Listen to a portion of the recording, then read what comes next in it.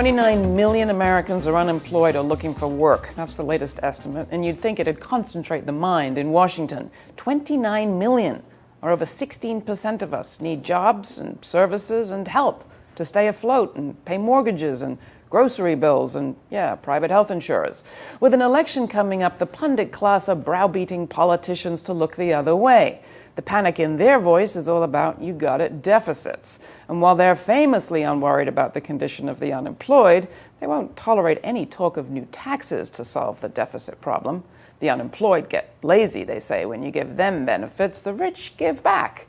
Except they don't. As we've commented here before, this so-called recovery's been accompanied by tremendous hoarding. Paul Krugman wrote this week, quote, "In effect, a large part of our political class is showing its priorities. Given the choice between asking the richest 2% or so of Americans to go back to paying the tax rates they paid during the Clinton-era boom, or allowing the nation's foundations to crumble, literally, they're choosing the latter." Close quote. And just when you might begin to think ill of billionaires, headlines trumpet 40 of them are taking a pledge from Warren Buffett to give half their wealth to charity. The Oracle of Omaha is getting plaudits from the invested media, but his timing couldn't be more deadly. What's the message of Buffett's greatest givers plan? Massive wealth's all right as long as those who have it share some. Some even have a word for it, Philanthro-Capitalism. But it's a face saver, not a state saver. The wealthiest Americans have seen income skyrocket since the 90s, growing 409% between 92 and 2007, while their effective tax rate fell to just 16%, and corporate taxes went famously unpaid, fewer than since records began. In New York, Mayor Michael Bloomberg, who's sitting on an $18 billion fortune, gives plenty to charity. But the transit system's still hiking fares and public schools are still segregated.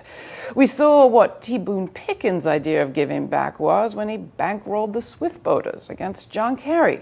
If we're going to depend on the goodwill of 40 rich guys to pick who gets help, we ought to just simply declare a Philanthro-Feudal state and stop wasting our money on elections.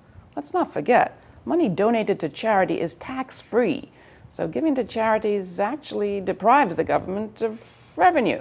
Long-term change requires government, the people's representatives, not the profiteers growing an economy that might work for more of us.